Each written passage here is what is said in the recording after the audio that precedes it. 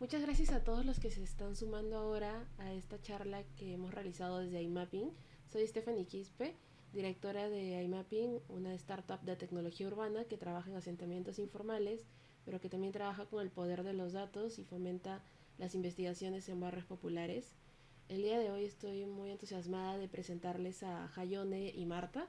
Son arquitectas de la Universidad de Lima, de mi casa de estudio, y aparte son personas que conozco.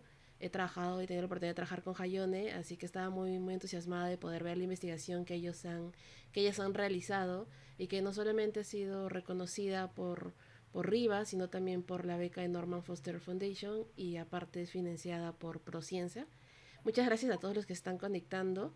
Entonces ahora les doy el paso a Jayone y Marta para que puedan comenzar su investigación.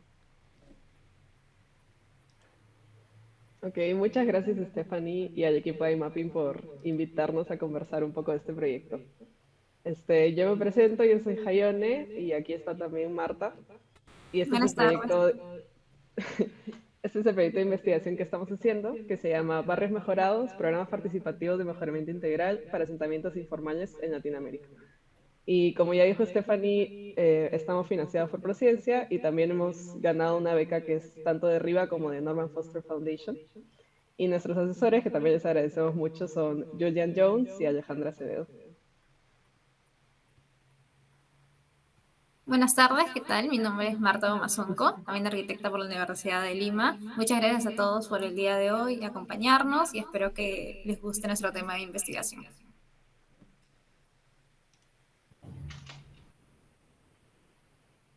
Bueno, partiendo un poco del contexto global, aquí tenemos algunas cifras, como que el 29% de la población global vive actualmente en asentamientos informales, y ya hablando específicamente de Latinoamérica y el Caribe, el 81% de la población vive en áreas urbanas. Y en general también se sabe que el 24% de habitantes en Latinoamérica y el Caribe vive en asentamientos informales. Y estos pueden tener diferentes nombres, ¿no? Como vemos, pueden llamarse tugurio, favela, precario, barrio marginal, asentamiento, pero básicamente resumen las mismas condiciones.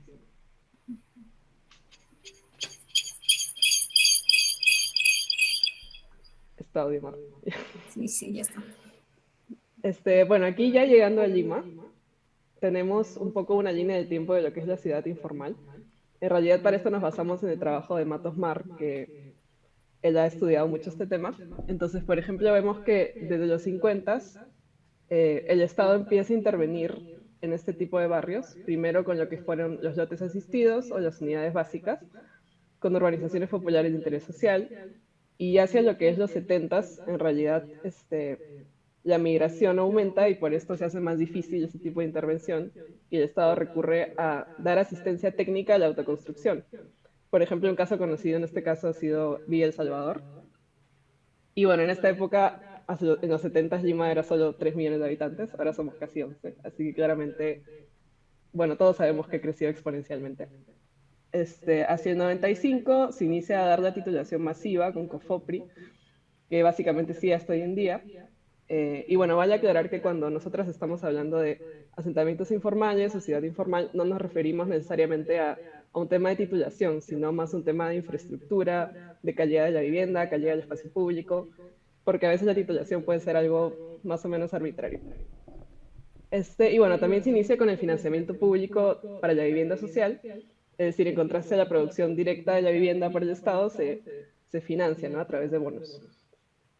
Y bueno, en el, digamos, futuro, ay, perdón, en el pasado reciente tenemos el caso de Barrio Mío, que en realidad es el caso que nosotras queríamos estudiar en un inicio, porque ha sido lo más cercano que hemos tenido a un programa, digamos, integral de mejoramiento para este tipo de barrios, ¿no? Y hoy en día existe lo que es el programa de mejoramiento de barrios a nivel nacional, que es un programa del Ministerio de Vivienda, pero como vamos a ver, estos proyectos no funcionan realmente de manera integral.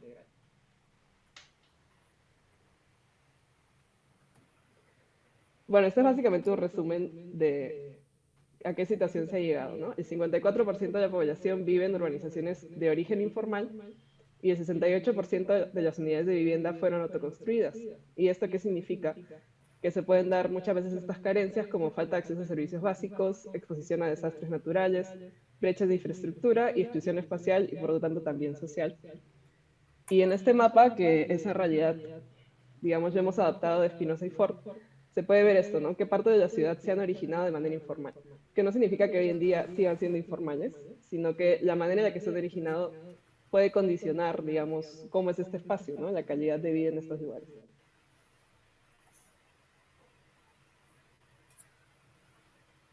Bueno, pasando al tema del mejoramiento de barrios, tenemos actualmente en Lima principalmente tres formas en las que se da. Primero están los proyectos de inversión pública, que también les llaman PIP, que es participativo porque se origina en la comunidad y es normalmente financiado tanto por la municipalidad o por el gobierno central, dependiendo de qué tipo de proyecto sea. Y suelen ser proyectos de infraestructura como muros de contención, escaleras, asfaltado de pistas. Y tiene dos problemas principales, uno que es la escala, que suelen ser microintervenciones porque se hace por cada asentamiento, que pueden ser 200 familias, es decir, un número muy reducido.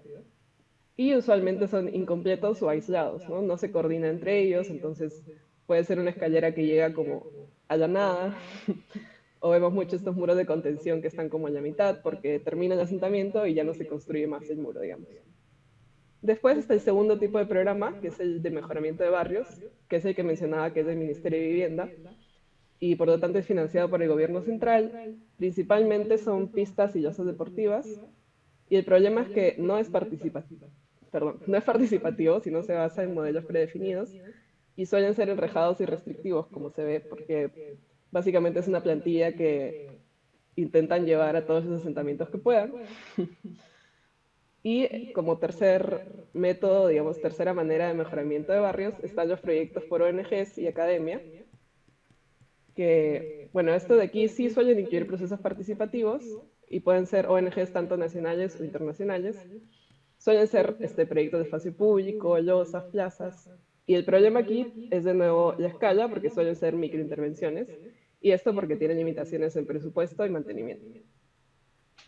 Entonces llegamos a la conclusión, o en nuestro caso la hipótesis, de que la manera en que se da actualmente el mejoramiento de barrios en Lima no es integral ni participativa, por lo tanto se generan proyectos aislados que son ineficientes para cerrar las brechas urgentes de servicios básicos, calidad de la vivienda y mejoramiento de espacio público.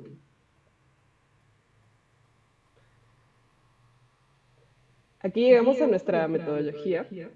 En la primera fase tenemos lo que es la revisión de literatura de los principales temas, que en nuestro caso quisimos enfocarnos en la sostenibilidad de los programas de mejoramiento integral para asentamientos informales en Latinoamérica.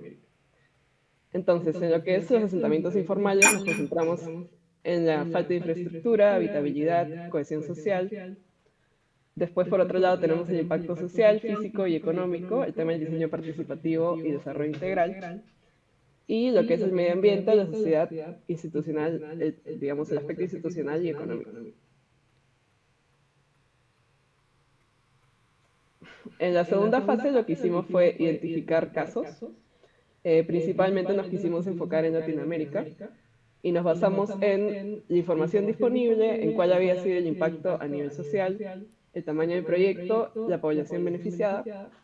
Y en base a eso rescatamos proyectos de Ciudad de México, Medellín, Río de Janeiro, Santiago de Chile, Buenos Aires y La Paz. La idea fue analizar estos casos de estudio, digamos, en base a lo que habíamos revisado en la literatura, y luego tuvimos la suerte de ganar esta beca de RIVA que nos permitió tener fuentes primarias, entonces también pudimos realizar entrevistas semiestructuradas digamos, a personajes claves, principalmente personas de la comunidad, también arquitectos, personas que han estado involucradas directamente en estos proyectos. Y en base a las variables de sostenibilidad que identificamos, podíamos analizar de acuerdo a las etapas, a las variables y a los stakeholders, ¿no? Entonces, por ejemplo, en las etapas, normalmente estos proyectos tienen 4, lo que es el diagnóstico, la visión o propuesta, priorización y codiseño. Y ahí hay un error en la última parte porque es ejecución y mantenimiento. Y bueno, tenemos como las 4 dimensiones de la sostenibilidad, que es medioambiental, sociedad, institucional y económico. Y los stakeholders principales son los líderes comunitarios, la academia, los habitantes beneficiados, los municipios o gobierno, ONGs y los arquitectos e ingenieros.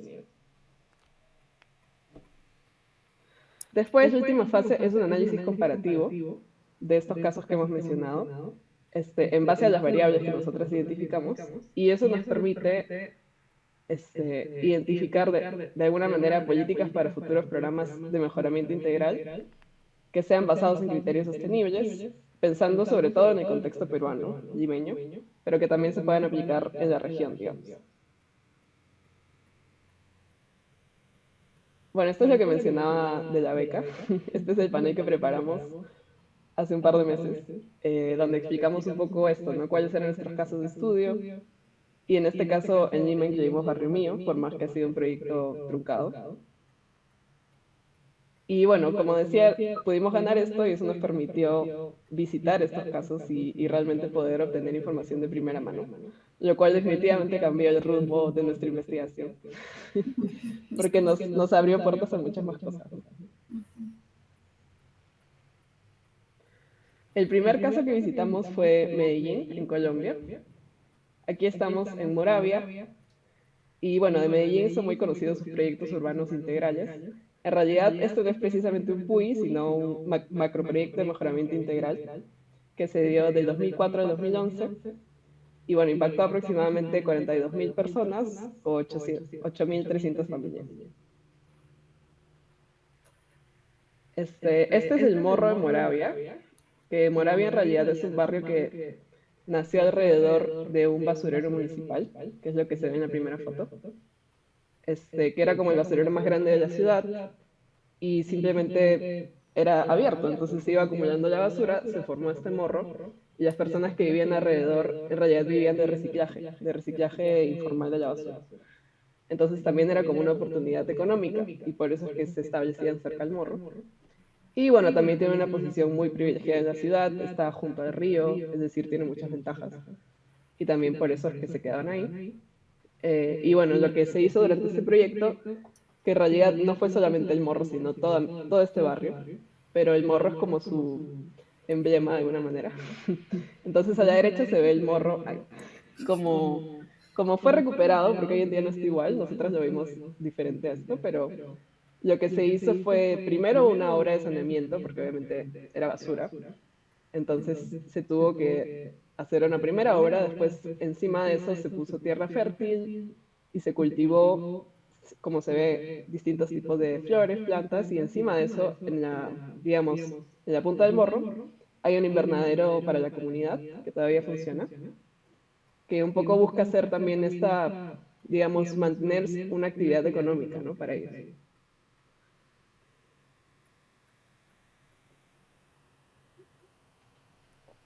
Entonces, los ejes de intervención aquí fueron en el aspecto urbanístico, paisajístico, se restauró el Morro de Moravia, y claro, antes de eso se hizo un estudio de riesgo sobre las zonas habitables y restringidas.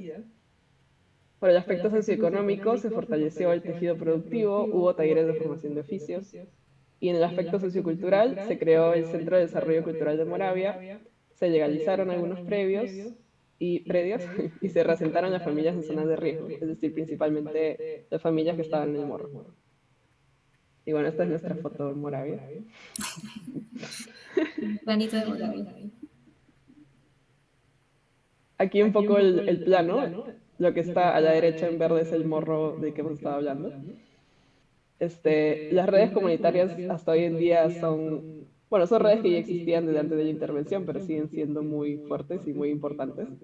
Nosotras tuvimos la suerte de conocer a dos lideresas comunitarias que siguen haciendo mucho trabajo ahí, ¿no? Hoy en día, 20 años después. Sí, solo para aclarar que la foto que está ahorita es como lo hemos encontrado actualmente. Ahorita el morro se encuentra invadido a partir de la migración que se dio por las familias que buscaban un lugar donde vivir en la pandemia. Entonces, ese es un problema que hemos encontrado ahora, ¿no? Esta falta de mantenimiento, se podría decir, para que el morro esté como cuando fue intervenido.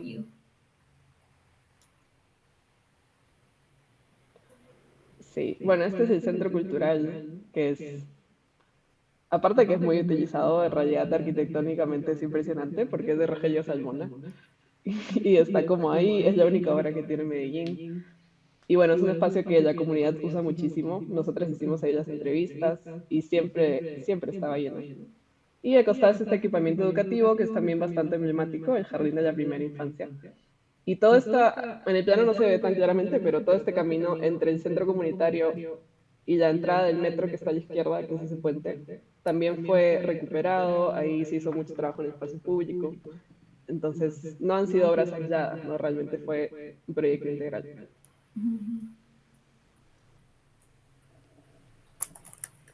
El segundo caso que visitamos fue en Ciudad de México. Este es un programa que se llama Programa Comunitario de Mejoramiento Barrial, que es un poco distinto, porque en este caso, digamos, el Estado saca como un concurso y cada comunidad presenta proyectos y, digamos, pues los ganadores reciben el financiamiento, entonces son proyectos de menor escala en general, pero ahí también tuvimos un caso que es el de Miravalle, que se dio entre 2007 y 2012. En realidad esta es la primera etapa porque después han seguido como ganando concursos y han seguido trabajando en la misma comunidad. Y bueno, esta primera intervención impactó aproximadamente 8.700 personas. Aquí un poco de la ubicación, esto está en el sureste de Ciudad de México y es de nuevo ladera, es decir, esta especie de cerro es en realidad una reserva, así que ahí esto también fue una especie de invasión, pero ya se regularizó hace muchos años, ya no está en expansión, y es la colonia de Miravalle. Aquí hubo, por el lado ambiental, se hizo programas de cosecha de agua de lluvia, la creación del CECEAMI, que pudimos visitar, que es el Centro de Capacitación y Educación Ambiental, el Centro de Reciclaje para Manualidades. Por la parte de dimensión cultural hicieron espacios comunitarios como el comedor, la biblioteca, aula digital, centro de salud, escuela de artes y oficios. Y algo que es interesante resaltar es que esto es totalmente gestionado por la comunidad. Digamos, el Estado sí lo construyó y sí lo codiseñó, pero una vez que se ejecutó el mantenimiento depende de ellos. Y en realidad nosotros lo encontramos en un muy buen estado. Es decir, hay en la biblioteca que nos recibieron y nos ayudaron un montón. Y ellos mismos se encargan de seguir con el proyecto, ¿no? Y en la dimensión económica se crearon empleos temporales y permanentes y la formación en oficios, ¿no?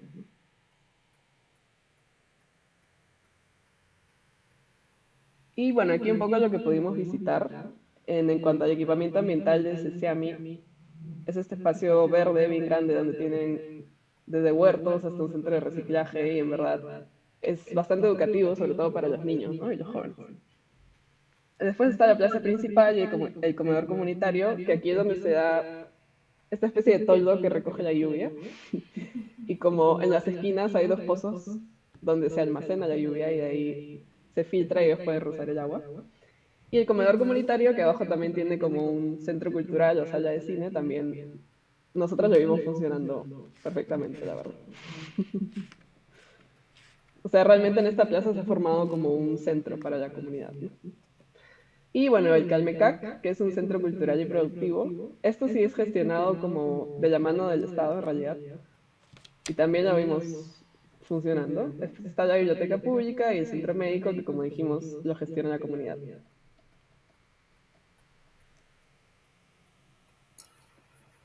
Ya, el tercer caso está en Buenos Aires, en Argentina. El mejoramiento del barrio de Buenos Aires se dio gracias al programa de mejoramiento de barrios Promeva, donde se enfatizó mejorar el hábitat de los hogares que estaban en villas, asentamientos informales, a partir del desarrollo comunitario, la infraestructura básica, legalización de predios.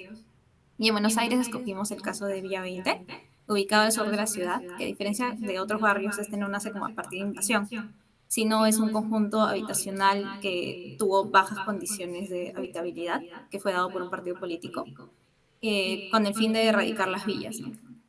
Y cuando fuimos, todavía están en obras, pero la satisfacción de los vecinos hasta donde se ha realizado es bastante alta, ¿no? Este se dio del año 2016 y continúa, ¿no? Y tiene un impacto de 27.000 personas, agrupadas en 9.000 familias aproximadamente.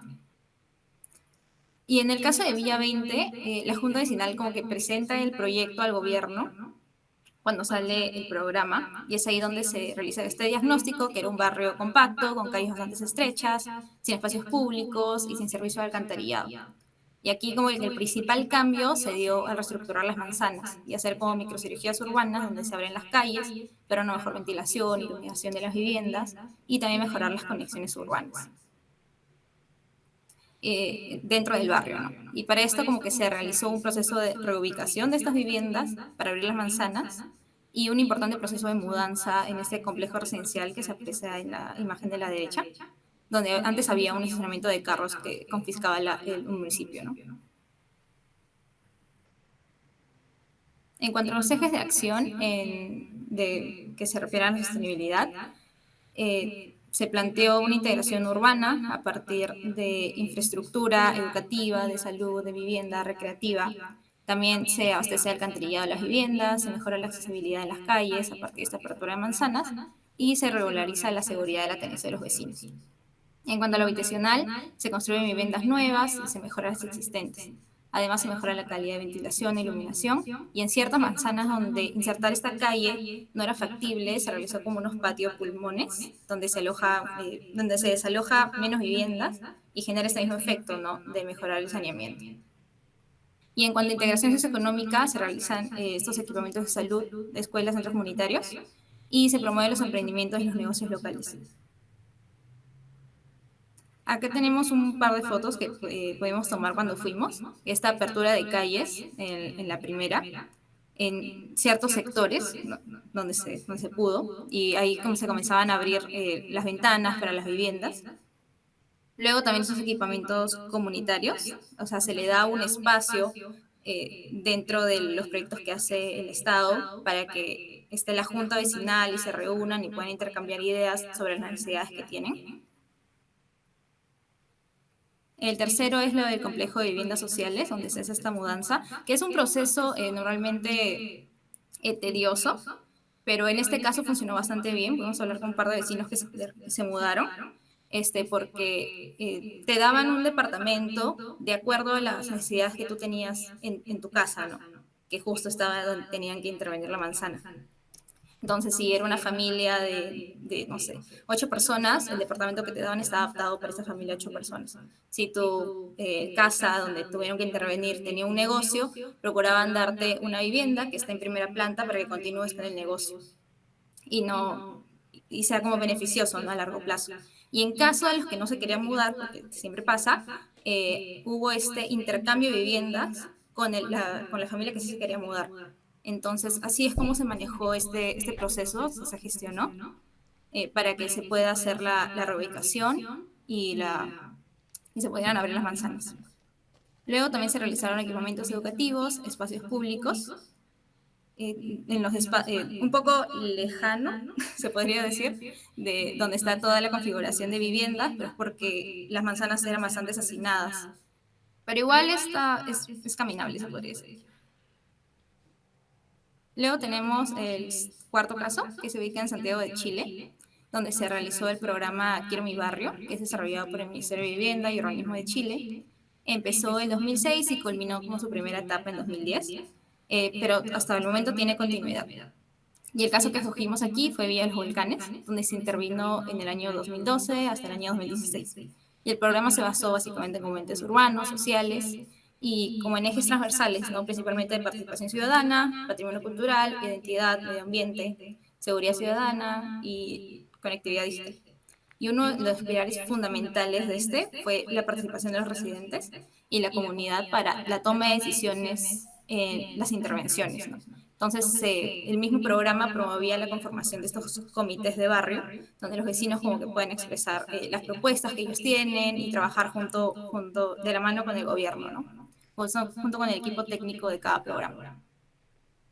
Y a pesar de que estos barrios, en este caso, tienen un impacto de 3.000 personas, es una escala pequeña, porque se mejoraron más de 200 barrios en la primera etapa. Entonces, a partir de estas mejoras puntuales, se pudo hacer más barrios, ¿no? Acá en la dimensión ambiental, se arbolizaron parques, se mejoró el espacio público y se dio traspaso de terrenos para generar áreas verdes. Luego, en la dimensión cultural, se realizaron estos programas culturales, deportivos en los nuevos equipamientos, porque es bastante importante que los equipamientos que haga el municipio, el Estado, sigan activos, a partir de programas, talleres, etc. se fortaleció estas redes comunitarias, porque al principio es muy difícil como confiar cuando el Estado va al barrio y decir, yo los quiero ayudar. Entonces, como hubo este seguimiento, se pudo generar como esta confianza entre los dos, ¿no? También se realizó la reposición del centro comunitario multifuncional. Y en la dimensión económica se brindaron talleres de capacitación para trabajos menores, o sea, pastelería, de ese tipo, y presupuesto continuo para que los servicios del centro comunal sigan funcionando. Acá hay unas imágenes sobre la implementación de los espacios públicos, que como en este barrio hay un tema bastante de inseguridad, también hay un presupuesto específico para cámaras y para tener este seguimiento, ¿no? De que el espacio sea bien usado. También infraestructura educativa, cultural, y el centro comunitario multiusos, ¿no? Que no solo lo usa la Junta Vecinal, sino también para realizar estas actividades, talleres. Y nos comentaron que de vez en cuando alquilan los espacios también para mantener este flujo económico y que el centro comunitario siga funcionando, ¿no? Y que siga mejorando. Y acá hay unas fotos de los programas sociales de emprendimiento, ¿no? Como les comentaba, pastelería o una capacitación de algún tipo que pueda generar un impacto económico dentro de las personas, ¿no? Luego, el último caso que vamos a presentar hoy se encuentra en La Paz, en Bolivia, donde se desarrolló el programa Barrios de Verdad y se intervino principalmente a los barrios de la periferia. Y al igual que otros programas, tiene el objetivo como de erradicar la informalidad urbana y mejorar las condiciones de habitabilidad de los barrios. El factor participativo acá fue clave, donde la Junta Vecinal constantemente presenta estas necesidades y el equipo técnico idean una solución.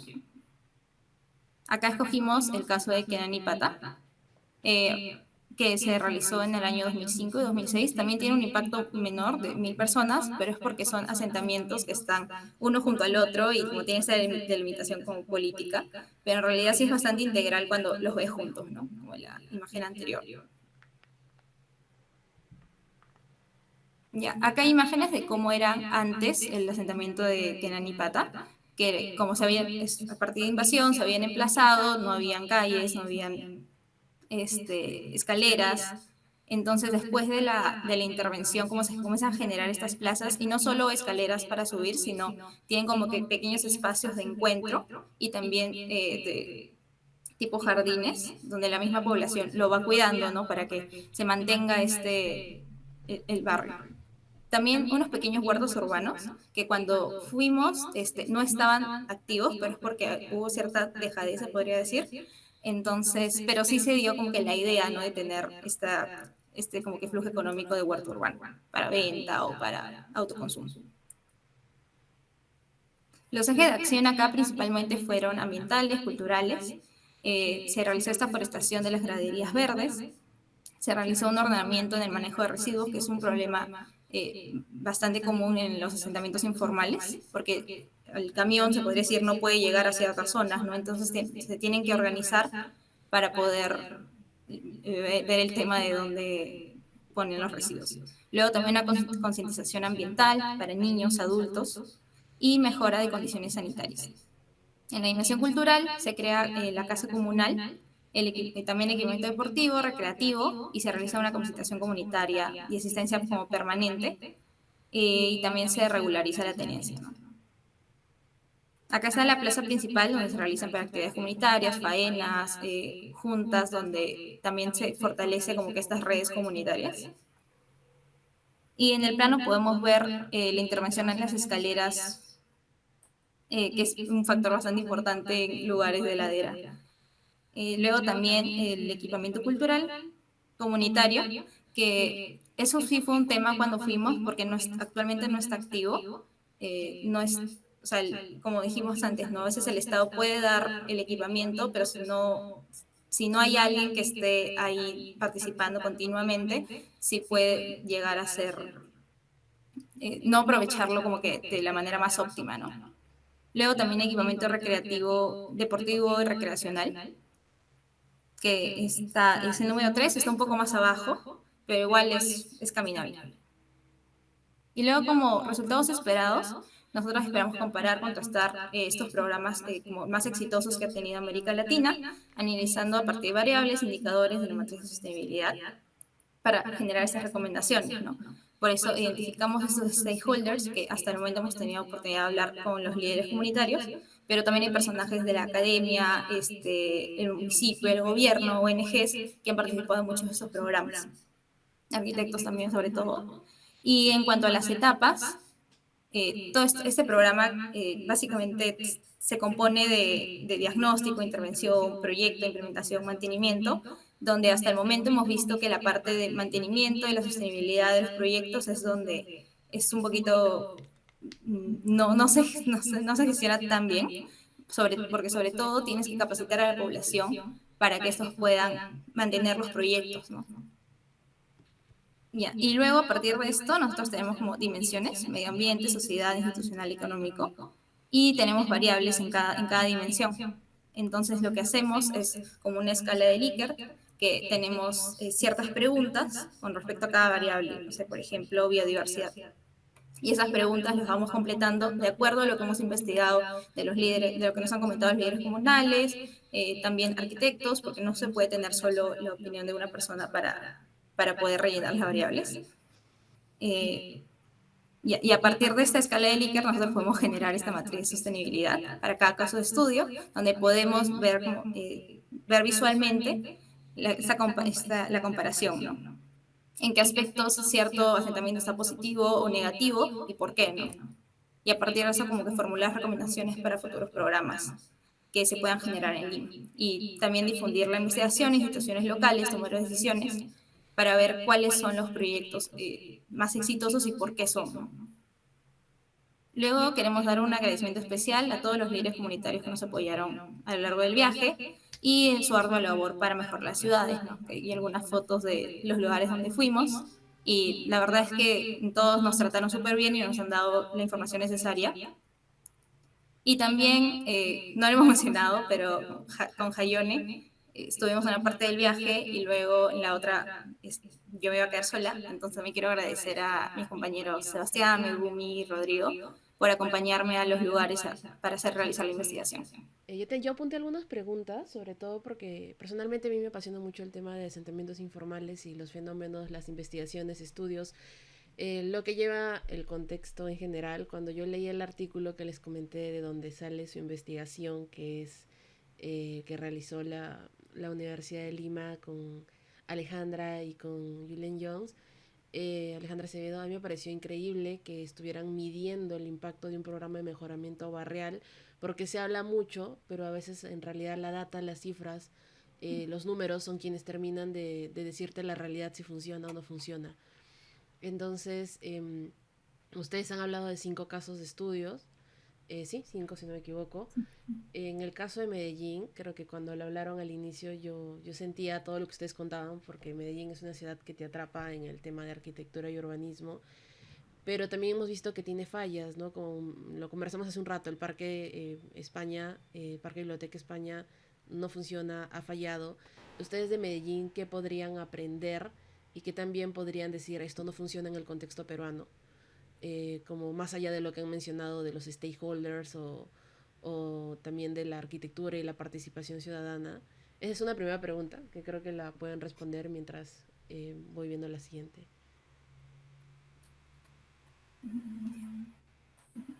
Medellín.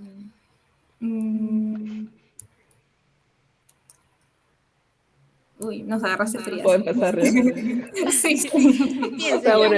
Empieza y ya yo complemento.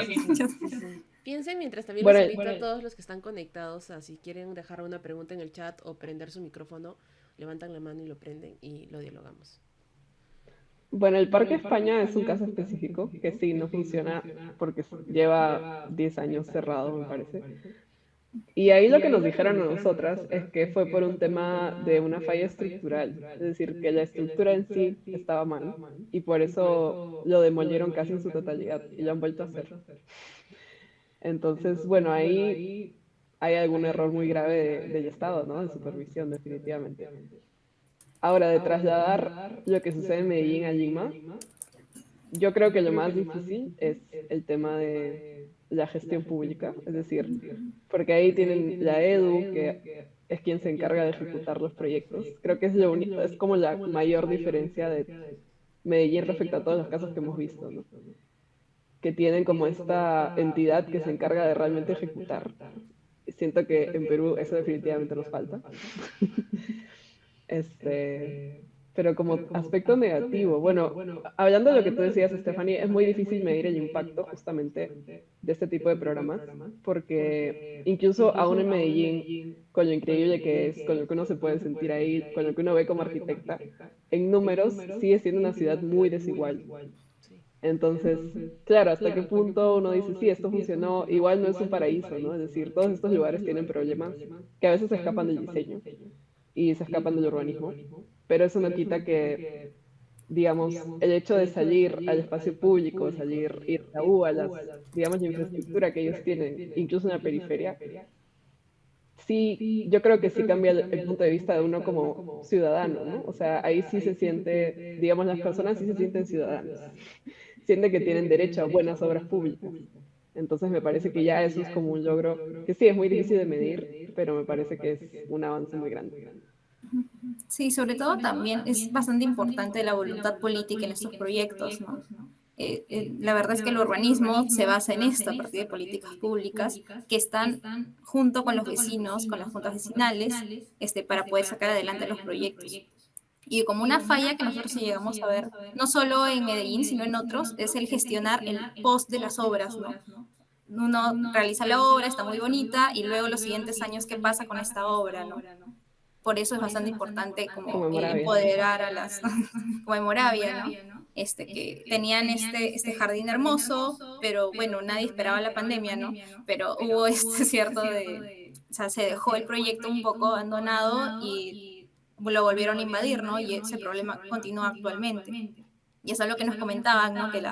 Que ya no pueden usar mucho el invernadero, ya no es tan atractivo, se podría decir, pero también rescatando que siempre queriendo integrar a las personas nuevas, ¿no? O sea, la junta vecinal también está bastante enfocada en que estos nuevos como habitantes de Moravia, a pesar de las invasiones, estén presentes en las decisiones, ¿no? Ver una solución en conjunto. O sea, por eso también es un ambiente tan agradable cuando uno va, ¿no? Porque sí te reciben bastante bien a pesar de ciertos factores. Sí, y por ejemplo en el caso, ahora pasamos a la pregunta que nos dejó Germán, en el caso de Moravia, que es tan conocido también en el plano académico, hay libros de Moravia, hay un montón de, en general Medellín, ¿no? Que termina siendo como referente de temas de programas de mejoramiento barriales. Ustedes también han mostrado otro lado que es tal vez Bolivia, del cual se habla, pero no mucho. También en el caso de Santiago de Chile tiene otro tema también, tanto un marco legal como en primera instancia un ministerio que vela directamente por ese tipo de proyectos. También han mencionado el de Ciudad de México y también el de Río, el de Brasil. No, Brasil no mencionaron, sí, se me fue. Argentina, Buenos Aires. Argentina, perdón, Buenos Aires, se me fue. Es que hace un rato hablamos de Río y me confundí. Y Buenos Aires, yo me acuerdo cuando investigué sobre el marco del Promeva, también es súper amplio y no viene de ahora, tiene No, son una años. historia enorme. Y eso va mi pregunta, ¿no? No nada parte de un ahora, tienen siempre un antecedente. Y en el caso de programas de mejoramientos barriales son procesos largos, ¿no? Son procesos que no llevan en un año cambio un barrio para siempre. Desde su experiencia y sus viajes y la investigación de por sí, ¿cuál es la concepción del tiempo para un programa de mejoramiento barrial o desde lo que ustedes tienen de alcance? O sea, ya una vez interviniendo el barrio, o sea, la primera parte que siento que es fundamental es generar esta confianza de los vecinos con el gobierno, ¿no? Que también es algo que dentro del plan de mejoramiento barrial lo tienen que trabajar, y hay maneras, y hay talleres, y hay juntas. Entonces, eso como que primer paso cuando se comienza a intervenir los barrios es fundamental. Y a partir de eso, tener este seguimiento y mantenimiento, ¿no? Dentro de que se van realizando las obras, ir preguntándole a las personas qué les va pareciendo, si tienen alguna observación, y así van mejorando en cuanto al tiempo, ¿no? O sea, sí es bastante importante que tanto los vecinos como el gobierno esté ahí durante el proceso de las obras, ¿no? Porque como tú dices, no es un proyecto que se haga de un año al otro, ¿no? Tiene bastante detrás y incluso muchos de estos que hemos mencionado ahorita siguen continuando y siguen aprendiendo, como estas lecciones aprendidas de los anteriores, ¿no? Claro, o sea, es difícil dar no una cantidad de años y decir, ya esto es suficiente, pero creo que en Medellín justamente el impacto fue tan fuerte porque hubo digamos, dos gestiones en la alcaldía que de alguna manera siguieron la misma línea, ¿no? Entonces, pues en 8 años recién como que se empezó a ver algún resultado de esto. Y claro, se está estudiando, pero ya llevan 20 años trabajando en esto. Entonces, sí, definitivamente, eso es lo complicado, que a corto plazo un alcalde, sobre todo en Lima, que los alcaldes ni siquiera terminan la gestión, no se van a ver resultados, ¿no? Es decir, es difícil obtener resultados rápidos. Justamente en el caso de Lima que estudiamos en Barrio Mío, digamos, se empezó a hacer estos proyectos puntuales porque era la única manera de tener algún resultado. Y también como parte de esta formación de confianza con la comunidad, ¿no? Era como decir, ok, vamos a empezar por hacer lo más urgente, que eran muros de contención, escaleras, para que la gente también vea eso, que sí iban a hacer las obras, ¿no? Así que es complicado. Definitivamente un cambio integral sí toma pues, Sí. mucho tiempo, 10, 20 años. Sobre el último comentario que dijiste, Jayone, de que en Lima, voy a situarnos a Lima, ¿no? Pero puede esto cambiar según la ciudad del país. En algún momento escuché que un urbanista y un arquitecto, ahora estoy tratando de recordar el nombre, decía de que los arquitectos, los urbanistas, los ingenieros, el diseñador en general, debería pensar en Lima como eso, no esperar que Lima tuviera un cambio holístico, integral, sino crear un urbanismo de emergencia. Y eso es como la ciudad, ¿no? Es de emergencia de resolver ahora, que no está mal, no está bien, creo que es muy subjetiva el entorno al urbanismo, ¿no? Eh, Algunos van por la rama del urbanismo táctico, que puede ser, tiene una durabilidad determinada, pero en realidad yo creo que es un urbanismo para ciudades como Lima, que no podemos esperar 40 años más a que se estabilice la política o que haya algún, ¿no? Es ver cómo solucionamos el ahora. Hay casos que se han levantado tal vez más con el poder del pueblo, como ustedes mencionaron. Debería haber una voluntad política, pero también hay voluntad del pueblo. Creo que el caso que más ahora se me viene es el de la balanza, pero que ha estado de un proceso de 10 a 15 años, y que involucra bastante los componentes que ustedes han mencionado, ¿no? De no solamente mejorar una plaza, sino de infraestructura, de sumar, hasta hay casos como el de Argentina, suma vivienda, ¿no? Entonces, la importancia de tener un sistema integrado dentro de un plan de mejoramiento barrial. Voy con la pregunta de Germán. Creo que la modifico un poco porque creo que va más relacionada a su metodología y a cómo ustedes han obtenido estos datos. La investigación de Jayone y Marta es independiente, desde IMAPI nosotros la difundimos, pero en realidad ellas han tenido un proceso propio, metodológico, para levantar sus datos y supongo también para ahora contrastarlos cuando han estado en campo viajando por las ciudades, ¿no? Sí, les dejo a ustedes, chicas, que hablen un poco de su metodología de la recolección de información. Sí, básicamente nosotras empezamos a ver los casos como más exitosos a partir de cuáles son los más hablados, ¿no? Cuáles salen más en artículos científicos, en revistas, en libros. Y a partir de eso comenzamos a ver, ya, ok, Medellín es un sí o sí. Entonces comenzamos a buscar, ahora sí, propiamente Medellín, bases de datos de las municipalidades, el gobierno, que a veces tienen, lamentablemente, algunos desactualizados, pero ahí se puede ver los cambios que han realizado, ¿no? O sea, decía, antes de la intervención, no sé, 30% de tener alcantarillado, después de la intervención, 99%. Entonces, todos estos datos sí los podemos conseguir a partir de estas bases de datos públicas. Igual, otra vez volviendo al caso de Medellín, Medellín es bastante transparente, ya que eso es algo que sí hemos visto que en Lima no ha pasado, ¿no? A veces los datos están muy escondidos o hay que pedirlo directamente a las municipalidades, pero en otras ciudades sí hemos podido contar con esas bases de datos abiertas que nos dan como que este panorama en números de, de los programas de mejoramiento barrial, ¿no? Y solo para complementar, las entrevistas y también, eso también al final se traslada a datos, ¿no? Como hemos dicho, a números, cierta respuesta que nos da el líder comunitario, nosotros lo ajustamos al Likert correspondiente, no sé, bien, mal, intermedio, y al final esto se va procesando, ¿no?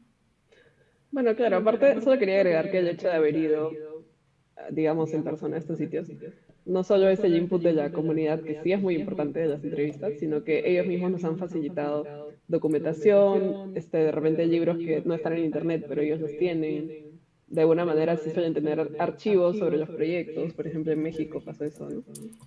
Entonces, sí, o sea, digamos, está la parte de las entrevistas primario y por otro lado, ir también nos ha permitido acceder a mucha más información.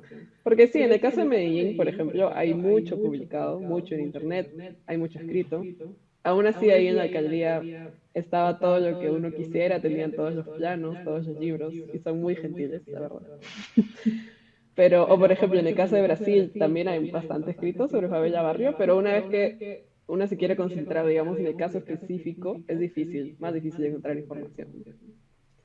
Pero sí, definitivamente haber ido nos permitió, bueno, nos va a permitir hacer esta comparación. Claro, pues es una investigación que está todavía continuando, ¿no? Y hay que procesar la información que hemos recolectado. Sí. Justo ahí Gina dejó un comentario. Populab es el laboratorio de barrios populares de Cali y también estuvieron invitados a la charla, así que sería súper si conectan porque ellos se dedican también a la investigación y al mejoramiento de barrios en Cali, en Colombia. Entonces ahí también puede salir algo interesante para ustedes, chicas. Sí, claro. Sí. Sí, nosotras felices. Mira, Germán nos escribe desde Medellín. Un saludo, Germán. Linda ciudad, Medellín. Nos encanta Medellín. Impresionante. Sí, súper lindo. Bueno, yo tenía una pregunta más. No sé si alguien más del público desea preguntar algo. Si no, pasamos con mi pregunta. Creo que estamos, ¿no? Ya, la mía va más al tema de su experiencia como investigadoras, aparte de arquitectas, pero como investigadoras enfrentándose al viaje, ¿no? Porque creo de que fue un mes y medio viajando por 5 ciudades, conociendo, levantando datos. En una parte estuvo Ohio, en otra parte estuvo Marta. Entonces cuéntenos un poco de su experiencia, tal vez con la beca, en general, ¿no? Más un poco más como investigadoras. Bueno, bueno, nosotras postulamos, en realidad fue una sorpresa igual ganarla porque es una beca a nivel mundial, ¿no? Y claro, ya teníamos estos casos como marco referencial, básicamente. De Lo nuestra armamos investigación. como propuesta, claro, porque esta es una beca que está condicionada a un viaje, es decir, es una beca que te financia un viaje para investigación. Entonces, lo propusimos, ganamos y tuvimos muy poco tiempo en realidad para planear el viaje. Entonces, y aparte que por el contexto, al ser, digamos, asentamientos informales, a veces era difícil encontrar como contactos o alguna manera digamos, a quién llamar, a quién escribir antes de llegar. Entonces, en la gran mayoría de casos fue llegar, ir al centro comunitario y decirles lo que estábamos haciendo, así como, o sea, somos Marta, somos Jayone, hemos ganado esto, estamos intentando hacer esto. Y en verdad tuvimos mucha suerte porque en todos lados nos recibieron muy bien. Donde estuvimos, bueno, donde estuve yo, nos recibieron súper bien y estaban todos súper dispuestos. Las personas de la comunidad, en Medellín también las personas de la alcaldía. Entonces, por ese lado, bueno, fue una experiencia increíble, obviamente. Estamos súper agradecidas. Creo que recién aceptamos que habíamos ganado cuando estábamos ahí en el avión. En el avión. Como que realmente está pasando. Y bueno, no, nos ha hecho crecer un montón como investigadoras, como arquitectas, como personas. Y sí, Sí, definitivamente una experiencia muy linda. y algo para agregar es que algunos de estos lugares tiene como un turismo comunitario. Entonces, por ejemplo, en Medellín hay tour por la comuna tal, tour por la comuna tal, porque los casos son tan conocidos que se puede beneficiar las personas al hacer este tour, al contarnos, al decirnos sus experiencias. Esto nos pasó en Medellín y en Río, que hay turismo comunitario para conocer los cambios que ha habido en los barrios, las favelas, que también es algo bueno, ¿no? O sea, te genera como que esta posibilidad de economía para tener tu negocio a partir de estos tours que están principalmente dirigidos a arquitectos, sociólogos, urbanistas, investigadores en general, ¿no? Entonces, cuando llegamos, por ejemplo, a Medellín, nos dijeron, ¿por qué están acá? O sea, porque quieren conocer el caso de Moravia o conocer el caso de Comuna 13, ¿no? Entonces, es bastante enfocado, pero, no, pero tienen bastante rotación en cuanto al negocio, ¿no? O sea, eso también nos ayudó bastante para escoger los casos. Y Sí, cuando o sea, no, en esos dos íbamos. casos, claro, nos ayudó a entrar, digamos, contactándonos con alguien, sobre todo en Moravia, ¿no? Porque Comuna 3 es muy turístico, es bastante masivo, pero en Moravia no, en Moravia las personas que van son o arquitectos urbanistas. Entonces, y bueno, estas lideresas son las que hacen los tours, así que realmente te cuentan toda la historia, te dicen, bueno, qué es lo que quieres saber. Y ellas mismas nos dicen, ¿no? En verdad, todos que vienen son urbanistas que por eso conocen el caso de Moravia y quieren venir a hacer algo al respecto. Entonces, sí, eso nos ayudó bastante como a entrar, como, digamos, en un primer momento. Y lo interesante es que en México, en Miravalle, más bien, tienen este interés de generar el turismo comunitario, porque como ya se han dado cuenta que es un caso exitoso y que es raro, pues quieren de alguna manera, esto genera también, obviamente, es un ingreso para ellos, ¿no? Es economía para la comunidad. Entonces, justamente hablamos con una chica que estaba estudiando turismo y nos dijo eso, que ella quería empezar a hacer turismo comunitario. Sí, le comentamos los otros casos y también se quedó maravillada, ¿no? Que eso sí puede funcionar. A mí siempre me ha parecido súper interesante ese eje del turismo comunitario, porque cuando tú vas, en el caso de hablar de Perú o de Lima, a una municipalidad y propones un proyecto y quieres hacer algo, normalmente el alcalde te dice que turismo, ¿no? O sea, ¿qué me va a traer a mí? Porque el Claro. turismo activa económicamente. Imagínate la fuerza económica que sería en Lima con turismo comunitario en barrios populares. Tenemos un 60%, si no 50% de nuestro territorio de barrios populares que por nuestra historia terminan convirtiéndose en distritos. Entonces es muy probable de que tener una data de eso, me quedo pensando, ¿no? Cómo levantar la data, un indicador de en casos que ha funcionado como Medellín o como funciona en Río también, y de poder decir, no sé, invertir en un barrio popular significa este crecimiento a largo plazo para un distrito en temas de turismo comunitario o turismo académico también, porque al final estos espacios son visitados por académicos, investigadores, para poder seguir desarrollando conocimiento del tema, ¿no? Creo que es súper interesante. Esta investigación abre muchas cosas y seguro que ustedes también han pensado y les va a llegar muchas otras oportunidades. Desde el caso iMapping les digo de que estamos aquí para lo que necesiten. Igualmente, cuando queramos hacer sinergia de información o de una próxima charla, también son bienvenidas. Y agradecerles a todos los que se han conectado y a todos los que también vayan a ver la grabación en nuestra plataforma, que siempre seguimos generando e involucrando a la investigación, a la academia, a la arquitectura y ciencias afines en el tema de barrios populares y asentamientos informales. Y agradecerles, chicas, a Marta, a Jayone, por este momento, por este tiempo y no sé si quieren decir algo más o cerrarlo y... Muchas gracias. Más que nada agradecerte, Stephanie, por este espacio. Bueno, a todos los que se han conectado. Y sí, obviamente felices de poder de alguna manera colaborar, compartir información, todo lo que se pueda. Sí, muchas gracias Stephanie y todo el grupo de Mapping también por la difusión de la investigación. Es importante recalcar que los asentamientos informales es una gran oportunidad acá también en Lima y ver cómo se mejora ha sido así impactante para nosotras y esperamos que también para el público presente, ¿no? Muchas gracias a todos por conectarse. Muchas gracias. Entonces, les dejo también por ahí en redes el contacto de Marta y Jayone por si alguno quiere continuar o saber más de la investigación, participar o en el caso como Gina, les contacto con ellas para que también vean algo si sale en Cali. Y eso, chicos, muchas gracias por todo entonces. Muchas gracias. Muchas gracias. Cuídense, Hasta luego. Un adiós. gusto. Hasta Adiós. luego. Gracias.